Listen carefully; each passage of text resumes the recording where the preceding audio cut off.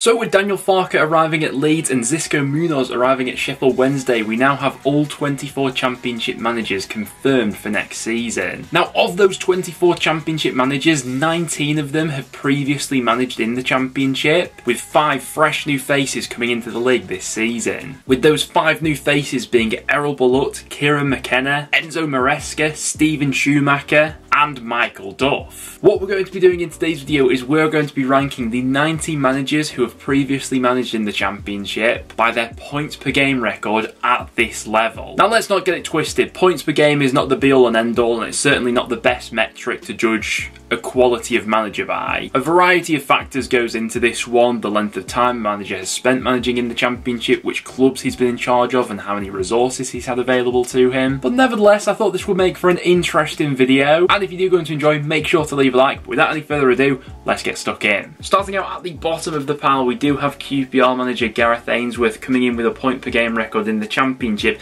of just 0.91. He is the only manager in the Championship with a record at this level of less than 1 point per game. Projected over an entire season, that represents just 42 points. We've seen Ainsworth managing a couple sides in the Championship, obviously got Wycombe up to the Championship back in 2020, but couldn't avoid the drop with them, and then came in towards the back end of last season with QPR, and while he did get them over the line, his point per game record still wasn't great. Coming in 18th place, we then have Rotherham manager Matt Taylor, who's averaged 1 point per game during his tenure in charge of Rotherham in the Championship so far, and projected over an entire season, that would represent 46 points. He came in last season to Rotherham after Paul Warne had upped and left to take the Derby job, and obviously did well to guide them to survival in the end. John Eustace got his first chance in the Championship last season with Birmingham, and he's currently averaging 1.13 points per game in the Championship, which is worthy of 53 points over the course of an entire season. Birmingham already been making moves in this summer transfer window so far. We'll see if Eustace manages to improve on that point per game next season. In 16th place, we then have arguably one of the best managers in the Championship right now, but Coventry's Mark Robins is all the way down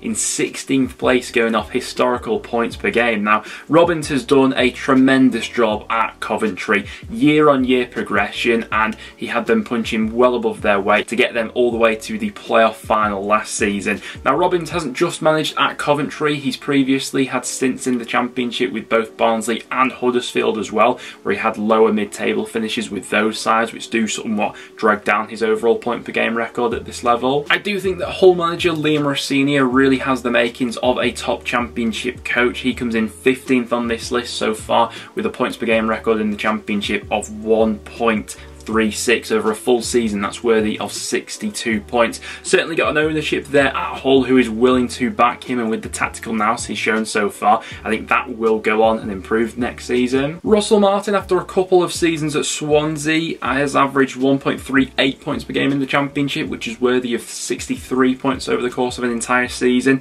Now, what Martin was working with at Swansea compared to Southampton now will be night and day, and there will be a lot more expectations on Martin to deliver a promotion push with the Saints this season. Stoke boss Alex Neil is a bit of a veteran of the Championship at this point. A promotion under his belt with Norwich City, some solid years then with Preston North End, very short stint in the Championship with Sunderland, and now he finds himself at Stoke. A lot of turbulence at Stoke over these last few years. Can Neil be the manager to drag them up the Championship? We'll have to wait and see. In 12th place, we have Preston manager Ryan Lowe. Found it very interesting that marginally Lowe actually has a slightly better points per game record in the Championship than previous North End manager Alex Neil, albeit it's a much smaller sample size of matches which we're judging Lowe by. Over an average season for Ryan Lowe, he would average 66 points in the Championship, which I think a lot of Preston fans would take this season. Tony Mowbray, definitely a manager who's been there, done that in the Championship. I have to be honest, I was a little bit sceptical of when Sunderland originally hired him after Alex Neil had left, but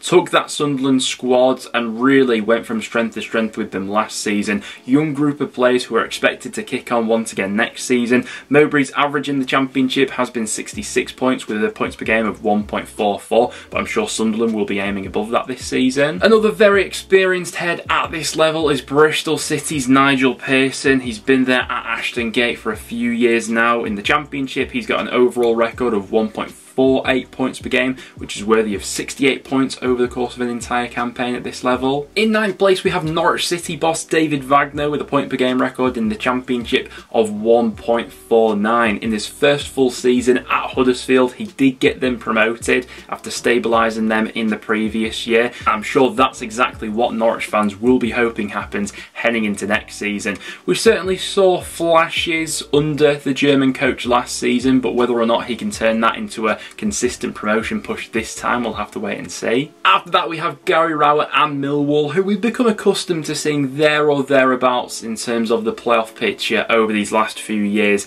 This last time around they just fell short at the final hurdle, losing on the final day against Blackburn after holding down the top 6 spot for a lot of that campaign. Rowett, on the whole in the Championship, has a pretty steady record, 1.5 points per game, which is the equivalent of 69 points over the course of an entire season, which would have you there or thereabouts in the playoff picture typically. In 7th place we have West Brom manager Carlos Corberán, also with a points per game record of 1.5 in the Championship, equivalent to 69 over a full season. Corberán, I thought, did an excellent job at the Hawthorns last season, considering the state of affairs when he walked into things at West Brom, who were looking relegation bound under Steve Bruce. He got them right on the cusp of the top 6. They just fell short at the final hurdle. Obviously does have track record with getting Championship sides into the top 6 with Huddersfield previously. I'm sure that will be the aim for West Brom this season. With Jon Dahl Tomasson, we are working with a fairly small sample size of matches. Obviously he's just taken charge of his first season in the Championship, and on the whole I think done a very good job with Blackburn, all things considered.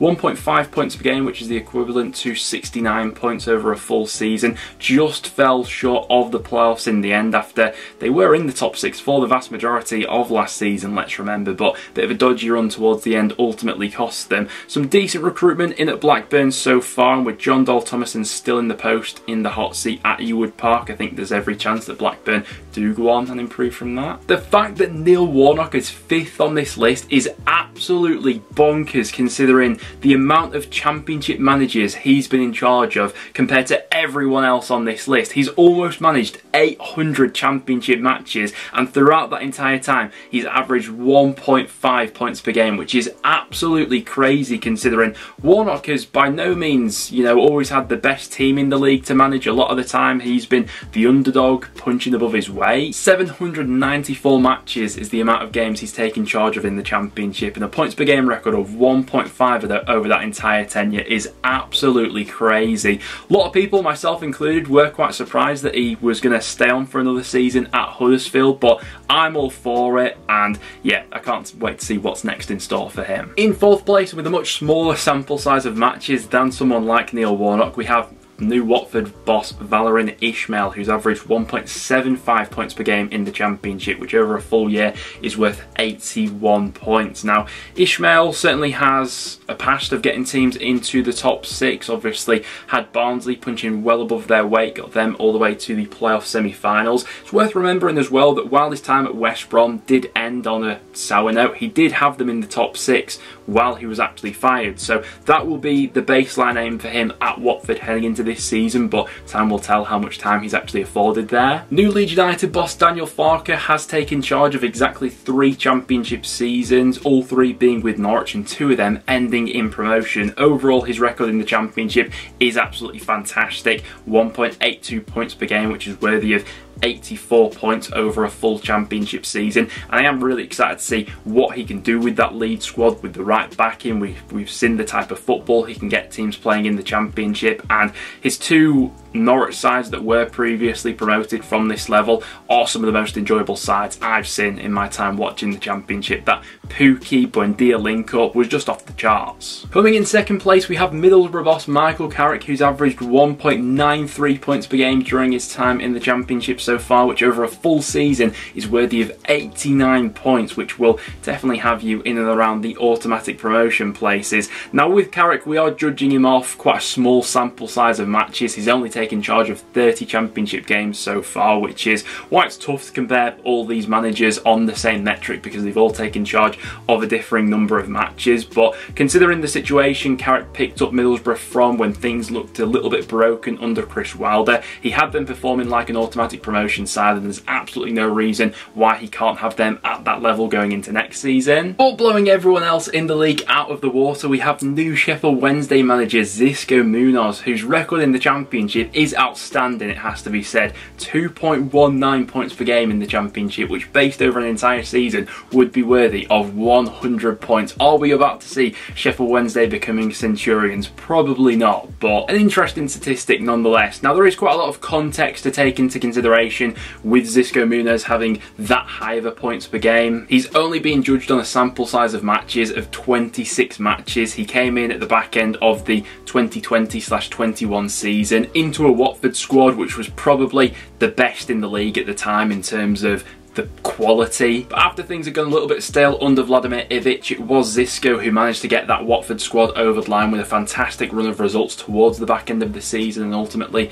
Watford were promoted in second place. Didn't quite manage to stick things in the Premier League though, but I am very interested to see how things unfold for him at Sheffield Wednesday. But guys, there we have it. There are the manager rankings based on points per game records from these managers and their records in the championship so far. Obviously, we can only rank the managers who have been in the championship previously. I would like to hear some thoughts on the new managers coming into the league and how you think they'd fare on this table. But I would like to hear some thoughts on some of the new managers coming into the championship and where you think they'd fare on this table. But apart from that, guys, that will now wrap it up for today's video. Thank you very much for tuning in, and I'll see you all in the next one.